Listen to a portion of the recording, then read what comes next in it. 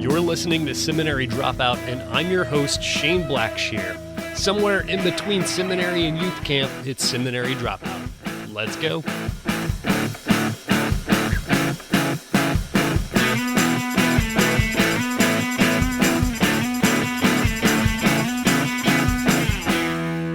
Hey everybody, you're listening to another best of episode of Seminary Dropout, taking some of the older episodes, some of my favorites, and re-editing them now that I'm a much better audio editor than I was when I started out, and republishing them because the odds are most of you listening probably weren't around back in episode 7 when this one was published.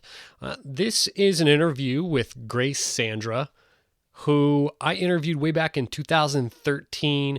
She's a blogger, writer, speaker, and I've been lucky enough to kind of become friends with Grace over the years since we had this interview.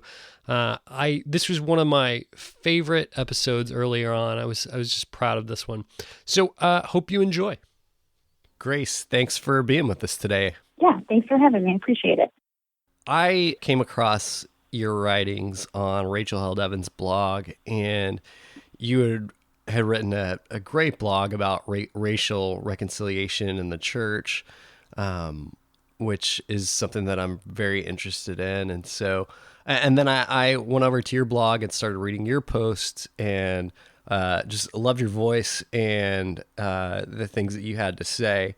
And so I guess I'd like to just start off the interview by asking you to tell us a little bit about your upbringing and, you know, what that was like and kind of how that shaped who you are today.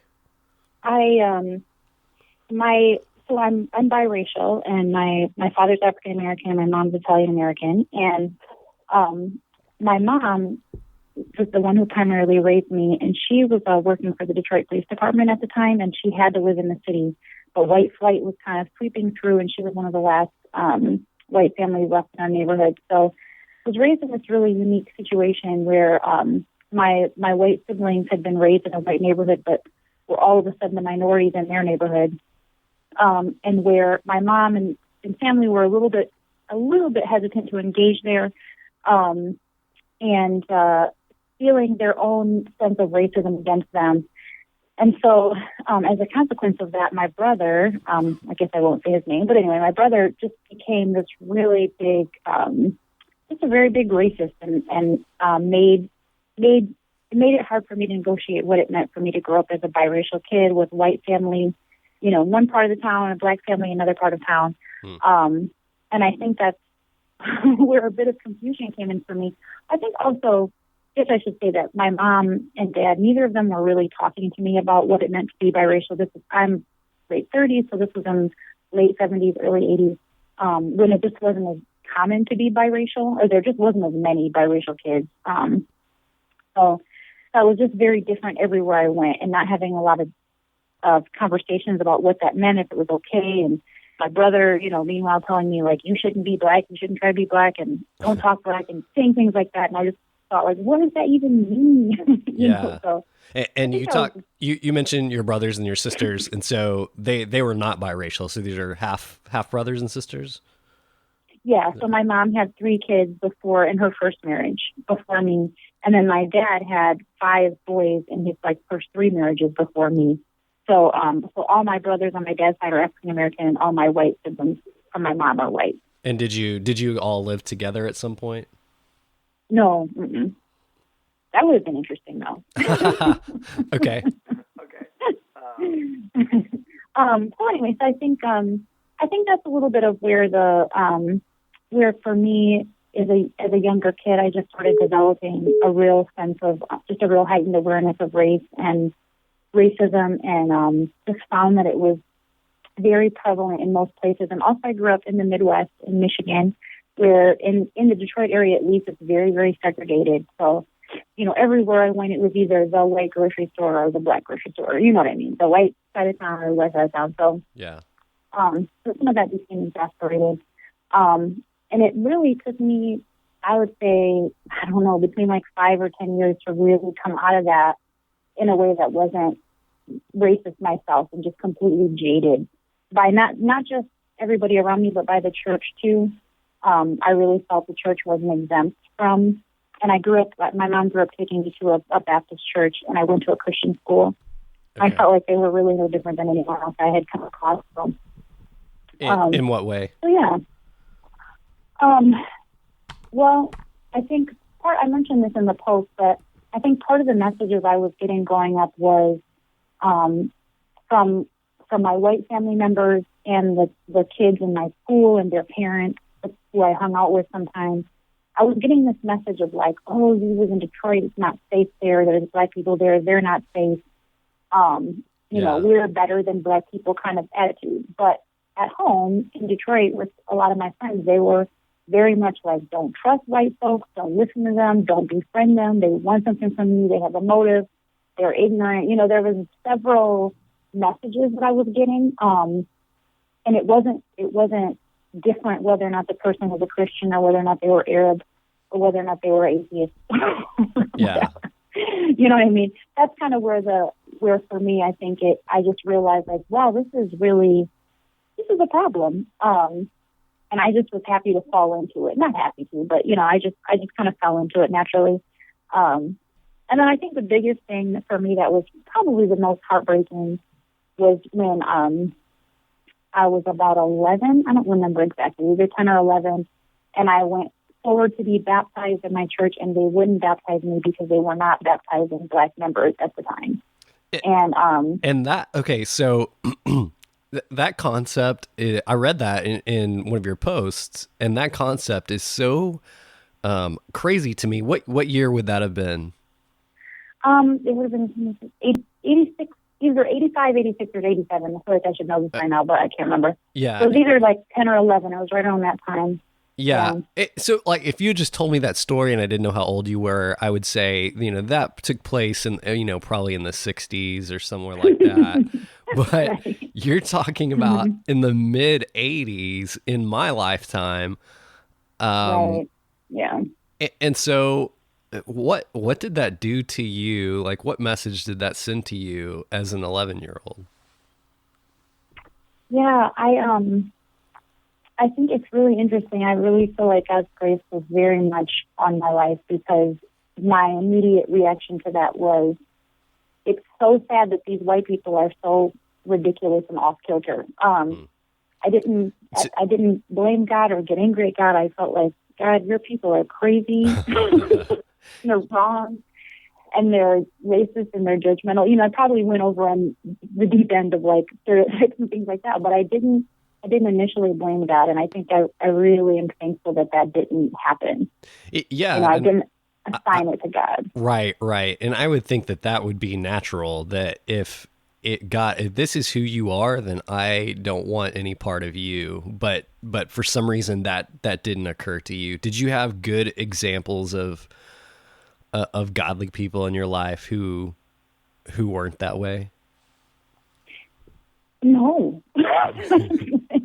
Not at all. I really didn't. I guess I would say, I mean, sometimes as I've looked back on this, actually working on the memoir, as I've looked back, I've really tried to see the good that I didn't see growing up. You know, what were the good strands of things that were happening? You know, where was God's grace happening when as a kid I just didn't see that?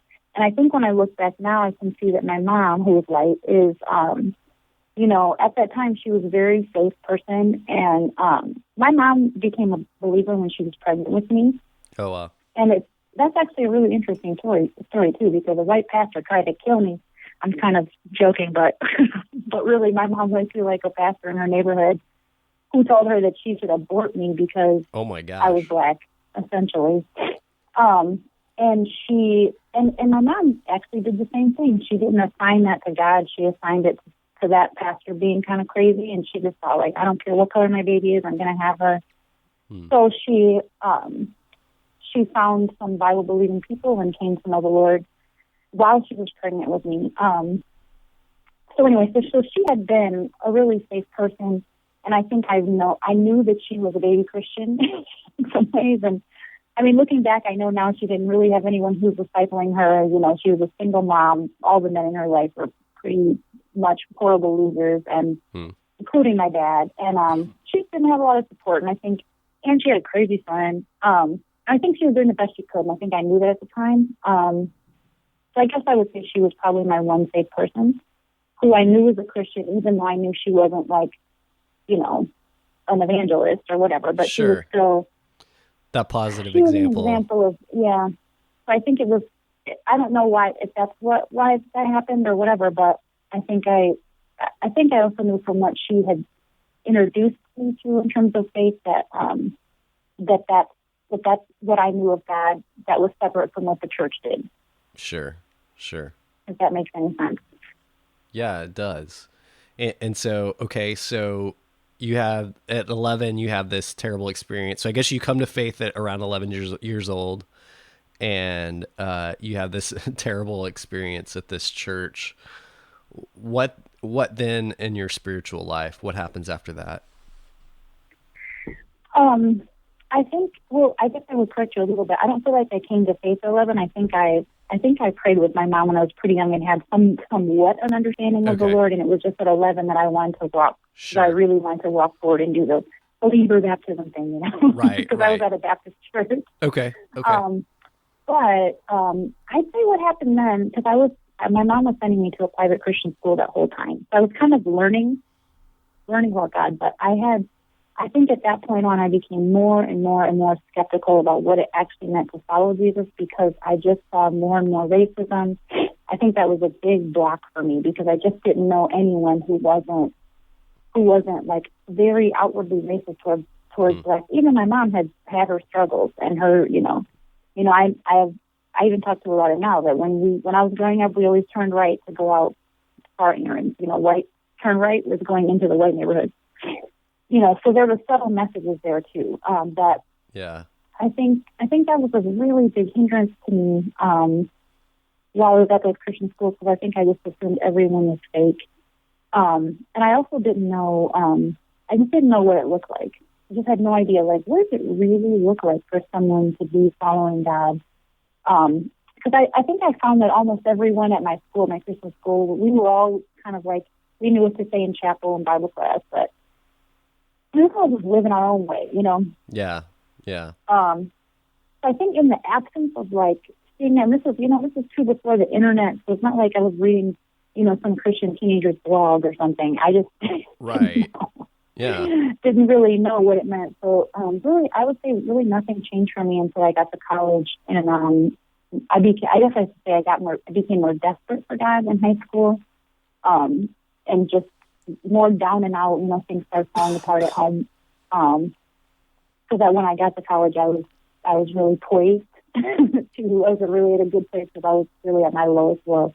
Okay. And then when I finally saw some of the InterVarsity kids, I got involved with the campus ministry called InterVarsity Christian Fellowship. And once I saw some of them, and I could see pretty early on, like, these kids are legit, Yeah. And some of them were African American too, and that was huge. That was just huge for me. And once I saw, like, wow, they have like an actual faith that actually permeates their day in and day out. That's when it became intriguing for me. Sure. So I want to go back real quick to the private school that you went to growing up. What was that? Predominantly white? Yeah, it was. I would say there were maybe, at the time I thought it was almost all white, but now when I look back at yearbooks, I'm surprised to see there's probably like 2 to 4 African American kids in every class, at least 2 to 4. So yeah, it felt like less at the time. Yeah. So yeah, it was predominantly white. So you mentioned the kind of the sentiment or the attitude seemed to be very racist.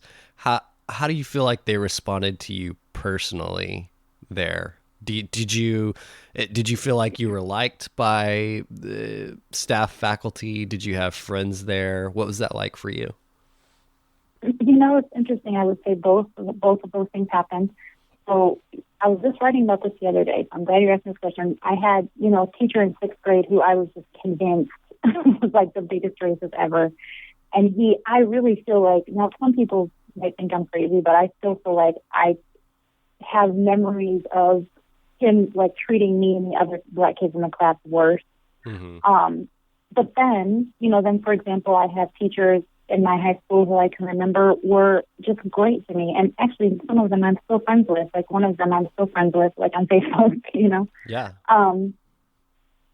And then, so there's two girls who are a great example of kind of my life in school. In seventh grade, this one girl named Andrea, her mom, we were great friends. We hung out every day. We were in the latchkey program after school together.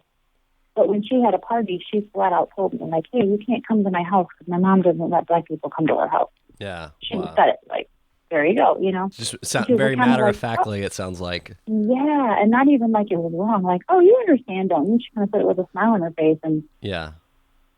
By that point, I did understand, And then the other example is my friend named Jenny, this girl who I became great friends with also in the seventh grade, whose parents just were great to me, and I loved them, and was around her family a lot because I was best friends with her all through high school, junior high and high school. But her dad had flat out told her, like, hey, if you ever bring a black dude home, I'm going to get out my shotgun and kill him. Yeah.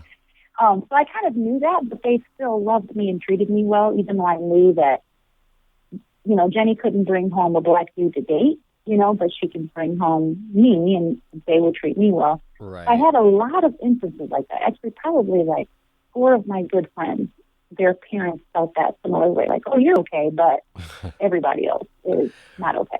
Right. Not for my daughters, that kind of thing. So I always knew that there was tension.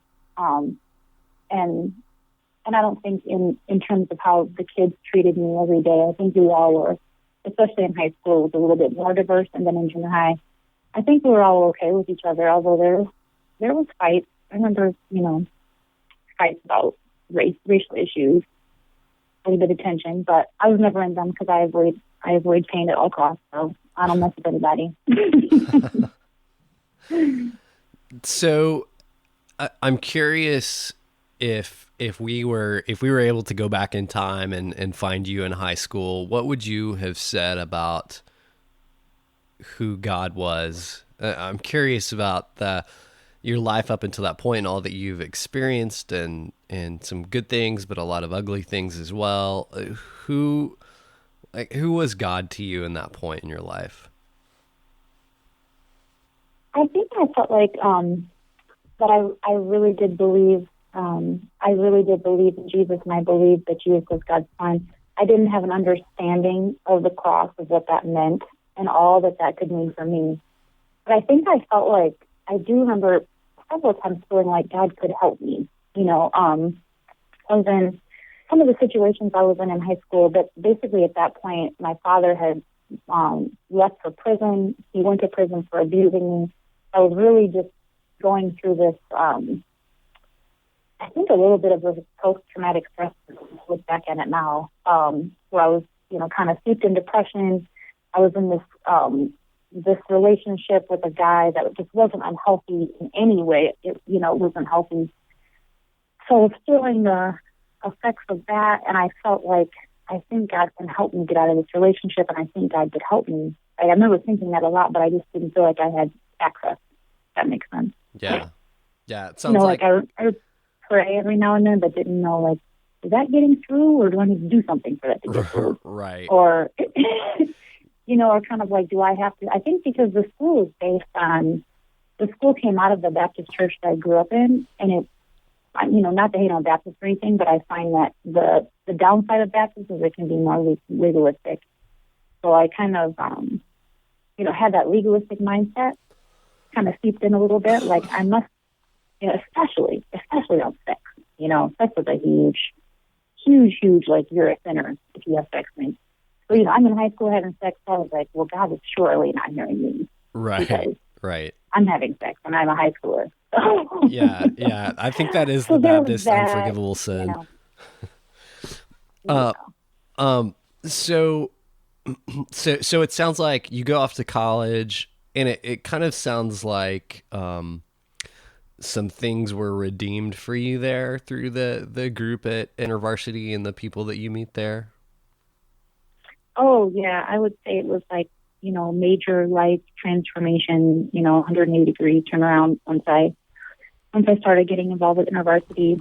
Basically, my the guy who was heading up the group at the time, he was African American, and he was really the first person I saw who had this really, like I said, intriguing faith.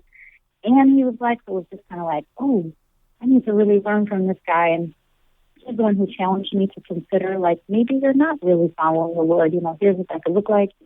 And he gave me time and space to decide. You know, he was like, why don't you just think about this? And I'll give you a few things to think about and ask you some questions. And so basically over the course of 8 months, I really took that time to decide, like, am I going to really live for Jesus? And he laid out for me, like, here's what that would look like. And it does mean you need to make some different choices. So he really gave me a very realistic picture of what it can mean to live a life of faith. And so that by the time it was 8 months over, well, first I had made like some of the worst choices in my life because I was partly thinking, you know, maybe I don't want God. You know, maybe I don't want this path. But then after those 8 months were over, I felt a little bit broken down, like almost like I was at the bottom and the Lord was all I had left. So it's kind of like, and I believe you, I'm going to give you a chance. And then things just really changed. I would say almost like overnight, like dramatically. My relationships with men became very, very different, and family, and what I did with my time, and I got very heavily involved with InterVarsity at Wayne State. So I became a Bible study leader. I think that was like the first time I ever felt like, oh, I'm really doing something now. You know? Yeah. Like I'm doing something that makes me feel like I have accountability. I think that's what happened there. So yeah, that was a huge transition. Was it when you said you went through a change in a relatively short period of time? Was that, did people who knew you before, maybe family or just people from back home, was that hard for them to accept, or were they kind of out of the loop at that point? What was that like? You know, I don't think it was hard for anyone to accept. I think what happened, though, this is actually kind of a sad thing when I look back on it because it was so subtle. But what happened was most of my friends at the time, before I came to really follow the Lord, were a lot of my friends from Wayne State or from back in my neighborhood. And so the things we did together were, you know, clubbing or going out to bars or whatever, you know, that kind of thing.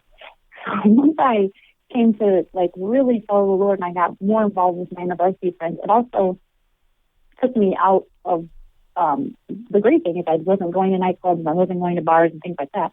But it also took me away from all of my African American friends because they were the ones doing that.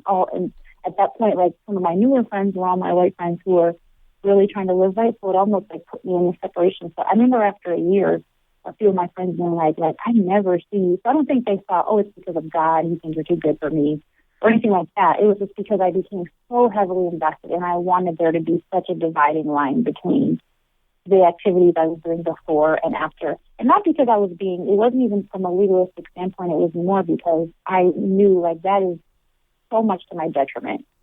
Yeah. I just can't go those places anymore because and I knew that was kind of my weakness and I knew I just shouldn't go there. Anyway, but the nice thing is I realized that after about a year and a half, and then I realized like I need to have a more integrated life and I can't run from my non-Jesus following friends. So I kind of figured out like how can I be in their world with them and not be a part of the crazy. Right. Yeah, that actually was really good. And then also you were cool for the guy who discipled me. He challenged me to really try to bring more African Americans into our student chapter. And I started doing that. And once I started doing that, that was really when I saw some conversion of like all the ways and the gifts that God had given me coming together, and all the ways that I had my whole life really had two foots in two worlds. And really, I know how to be in a room with white people. I'm not, I'm intimidated. I could speak to a group of white people. I've spoken at all white churches, in the past couple of years. I also know that, in an African American crowd, so I find that has been, I think, one of the biggest gifts of the way I was raised, that I can often bring people together because I can speak both of their languages. Right. So yes, I think that once that started happening, that's when I realized, like, oh, I should do this for a living. So that's when I decided to join Travel University at some point. I mean, like a year or two in, because I realized, like, I would love doing this, and I would love sort of being a bridge and talking about these issues and helping people to understand one another and all of that stuff. Sure. So, at what point did you meet your husband? I met him about, I'm only laughing because it was only about 5 months in of me coming to know the Lord. Actually, it wasn't even five. I really came to know the Lord in April of '96, and I met him in like June. It was Okay. only 2 months later, on an intervarsity urban project. So we didn't get together right away. We didn't get together for like another 3 years after that. But we became really good friends through that project. What did you kind of you had mentioned in one of your blog posts that um he kind of redeemed uh some of the sentiment that you had towards white people, that there was kind of some healing there. Is that fair to say? Oh yeah, yeah, yeah. I would say he I think because he was raised in an all-white small town in just outside of Lansing, Michigan, and he just kind of embodied, I think, everything that growing up in Detroit I felt like I didn't like about small town white people who just didn't really, have any concern to figure out what it was like to live in African American shoes, and that was of course my stereotype.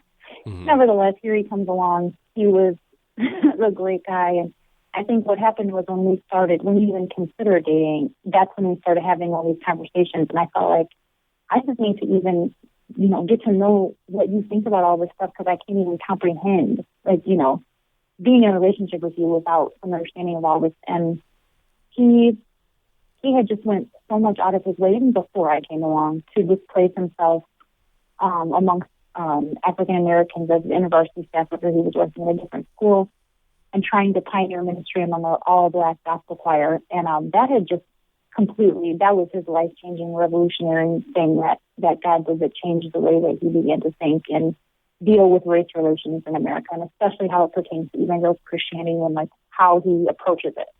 And so he was just coming from this whole other place. I was so impressed. I mean, he just really impressed me in the beginning. Like, wow, I have like never met a white man before who's like so thought through these issues and been through it himself. Yeah. So yeah, but I think a lot of that healing honestly came after we were married because obviously that deepened a relationship in any way, marriage, but Yeah. it just really deepened all of these conversations we were having, and we just came to realize in so many ways, even still, that we just really think the same way about a lot of issues. And, just as angry as he is, as I am over racism, he feels that too. About white privilege, he feels that too. And I think a lot of the work he's done for the past, because he's been on staff with the university for, I think, almost 15 years now, all the work that he's done for the past 15 years has been, the same from trying to be a bridge builder and trying to really bring a lot of white people on the journey with him to like kind of travel through the stages that you need to really go through to be in a healthy place with others who are different around you. So we just really think the same. And I think after, a good 5 years, so we got married in the 2000s, and then 9/11 was like a big catalyst for me in 2011 to really think through the racism that was in my heart. And I realized like 2 or 3 years after that how much Dave had been a part of healing.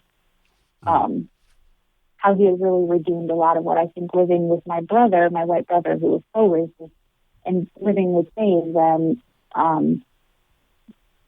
realizing what the opposite of, like, what does it look like to live with someone who's redeemed in this area who God has really worked in.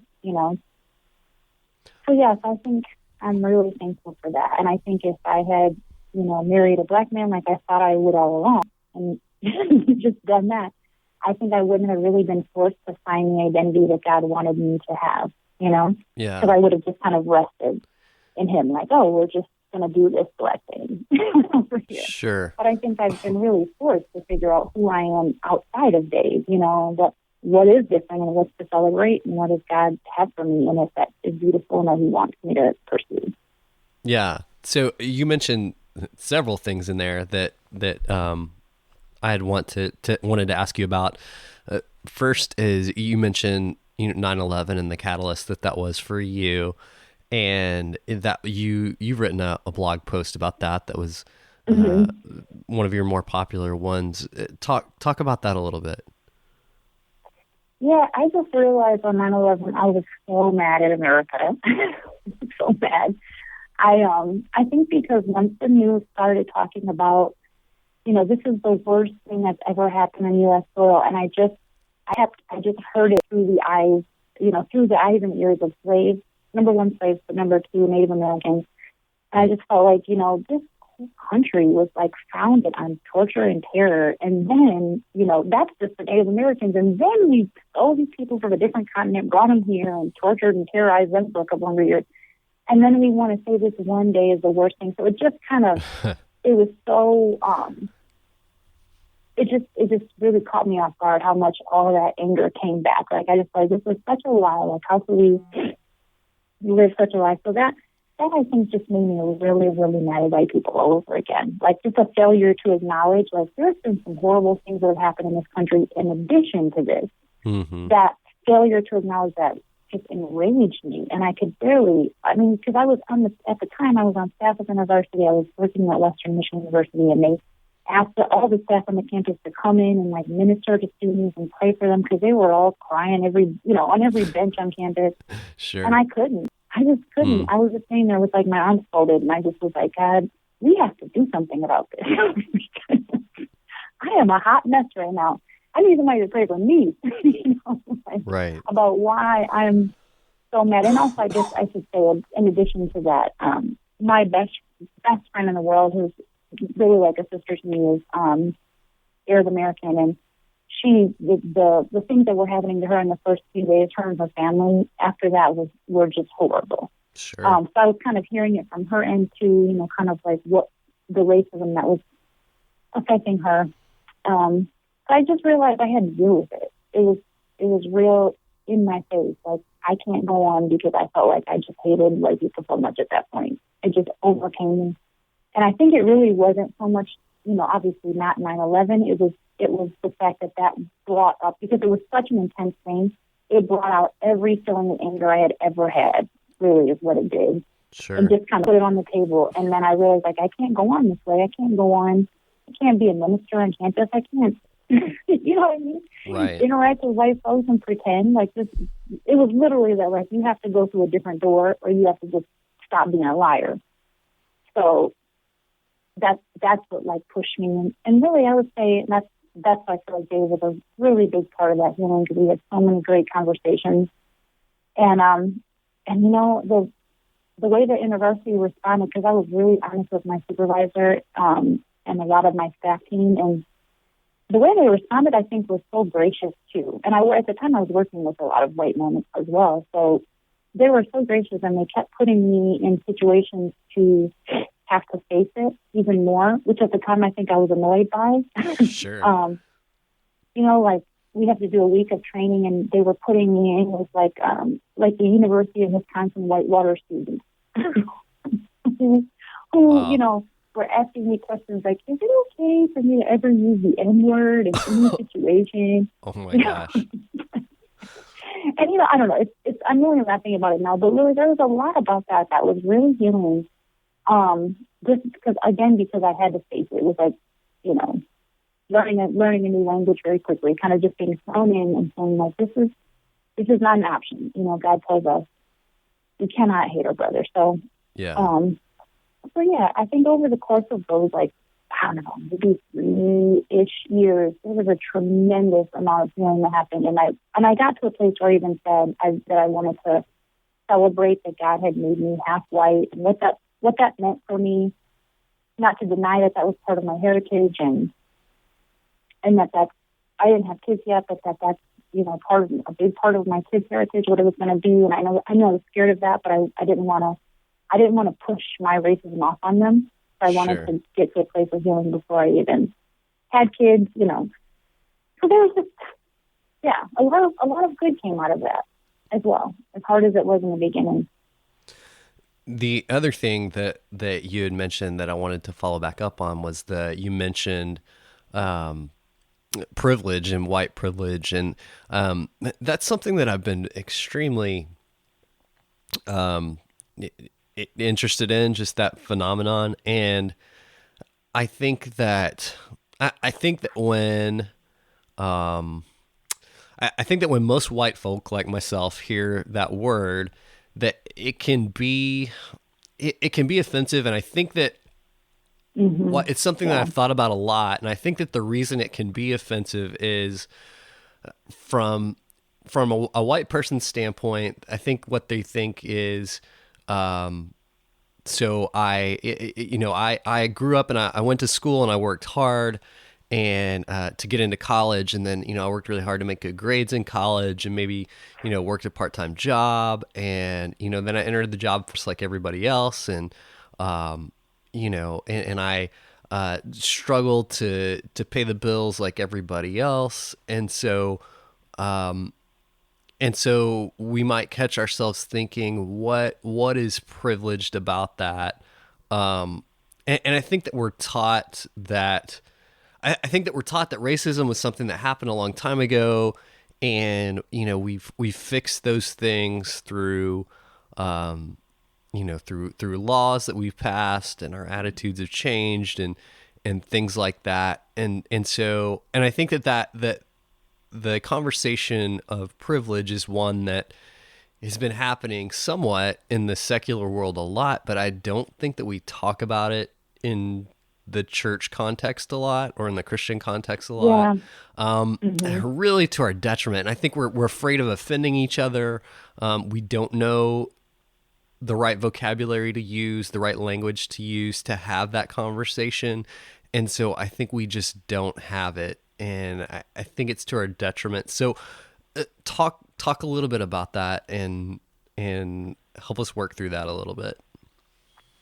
Yeah, I think I do feel that, and I do sense that, because I think it can, as soon as you say it, white privilege, like it can be guilt-inducing, which I think is just a really sad thing. So, I think the first thing to think about, if you're a random white person listening to this podcast, is to try not to be defensive right away, and just kind of, kind of work through it a little bit, because I think that my hope is that anyone would take it as a principle and apply it to their life and think, this is a reality. This is a reality. So is this something that I have or partake in? There's a book that I always recommend. It's called More Than Equals by Spencer. Oh my goodness. It's been such a long time since I read it. I don't remember their names. I will get it before we get off this podcast. I know the book you're talking about, and I'll be sure to include it in the show notes of the blog post. So, so if you're listening, great. Definitely go to the blog, and I'll have it there. Okay. So one of the analogies that they give in the book that I think is really helpful is to think about, at least in America, blacks and whites playing a game of baseball, and whites are getting ahead, by eighth whatever inning. Some of the white people on the team realize that all of the black players have one of their arms tied behind their back. And just kind of seeing like, oh, maybe that's why they're behind in the game. And of course, he says it so much more eloquently than I just explained it. But it's just kind of the concept of that the way things have happened in the last, 200, 300 years. Well, first, just understanding that African Americans are a brand new people group. So there's challenges just in that happening, like just kind of considering history, all the things that have happened to get us to the place where we are now, have meant, it's using the game analogy, that whites are ahead just by default because of how African Americans got started here as an enslaved group who's free, with nothing. And then, of course, I'm not going to give you a history lesson, but we all know about everything that happened up until the 60s and the Civil Rights Movement. So it's really just been in these last 50 years that there's been some tremendous changes, which is wonderful. But I'm a firm believer that we're not in a post-race society. And I know people love to throw that around after Obama was elected. Sure. But I don't think that was the case. But there's another resource, and if I can find you the link, I'll send it to you. But there's another resource that we've used in university that I really like, and it's basically, at the top of it, it just says white privilege checklist. And when we do training on these kind of things, we give the students it, and we just say, like, again, don't try not to feel guilty, and don't own any guilt that you don't need to feel right now, but just go through and check off these things. And they're things that deal with all aspects of life. So it deals with obviously your financial background, the kind of environment you were raised in, how many languages you were taught, those kind of things.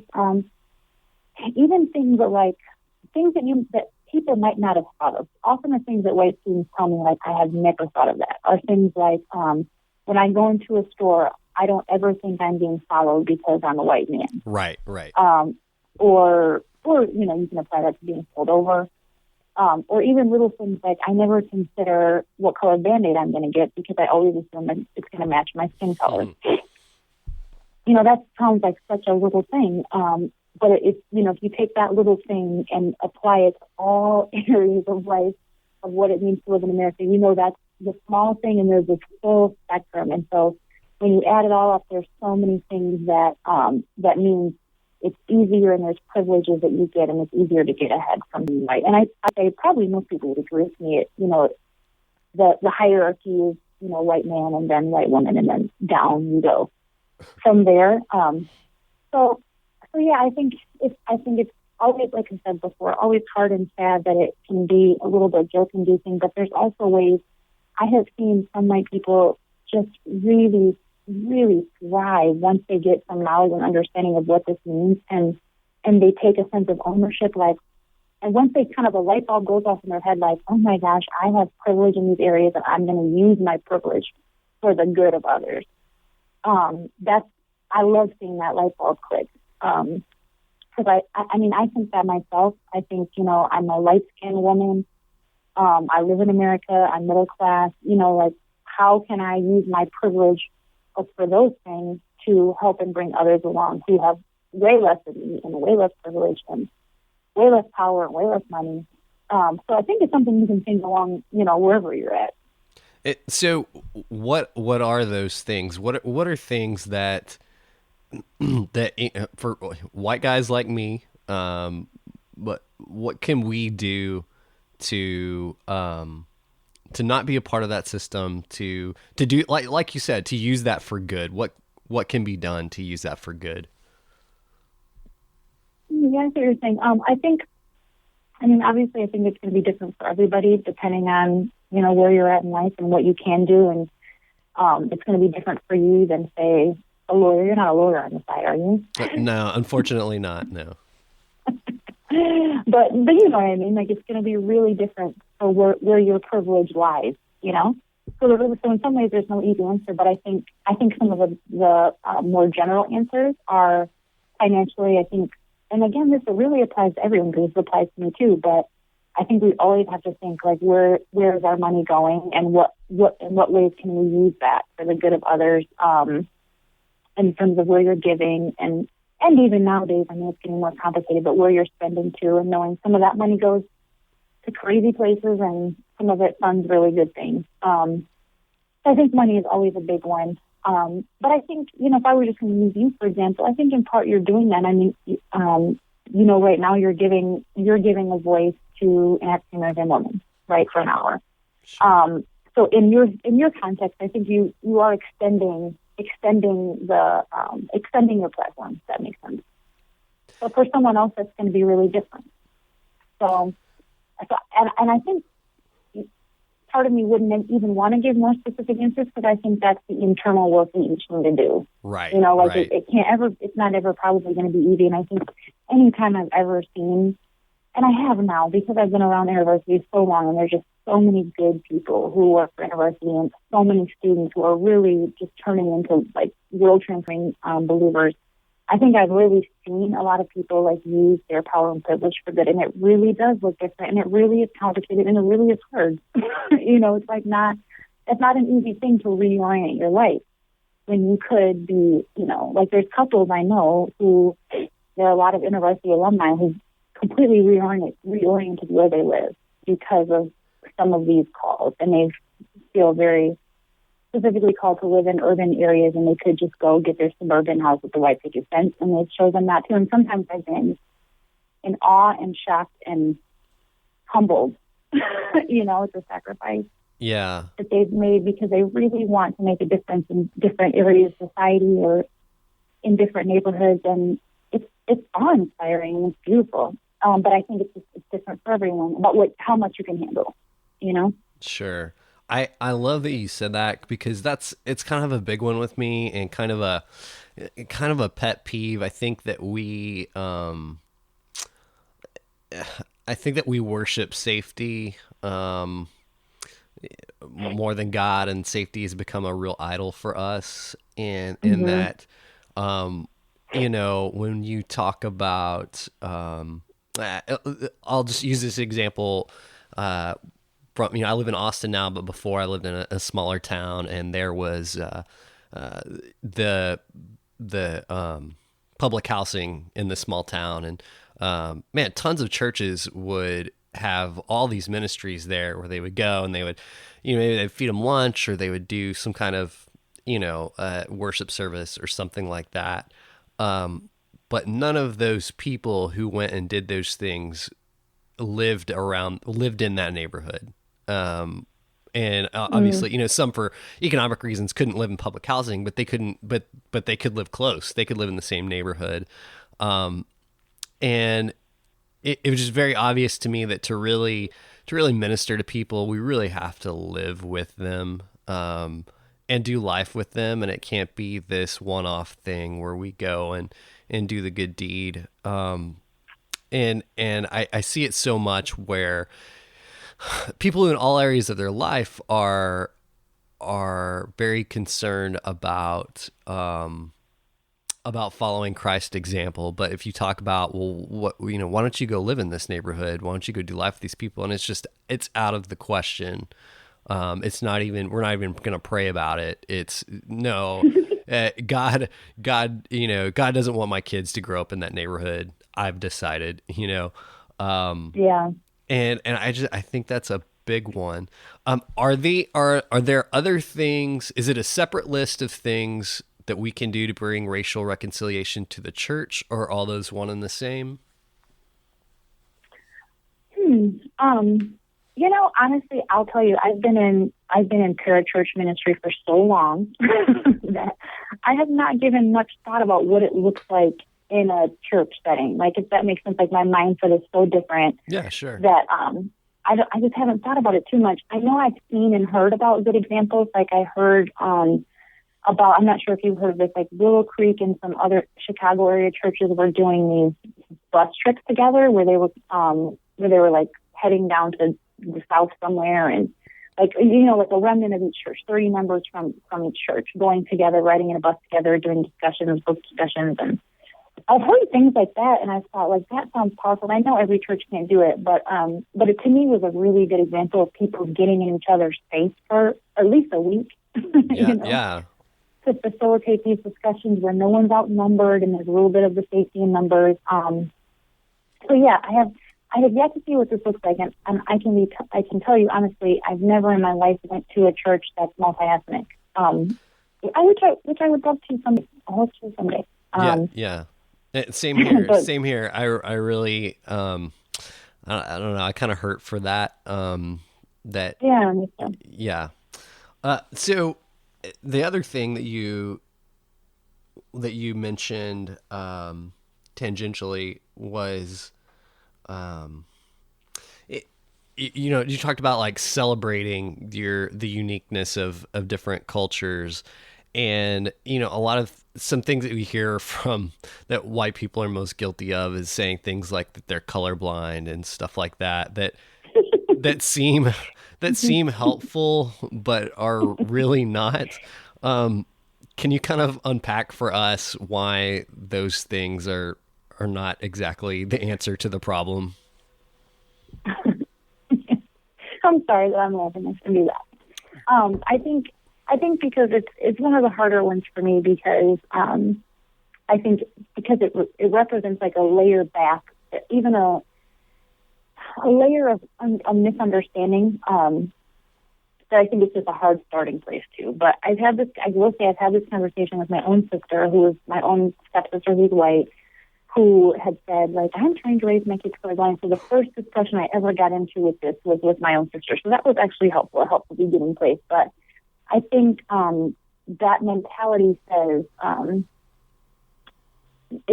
not going to think about you any differently or acknowledge that you're different, which is which is coming from a place of privilege because you don't have to.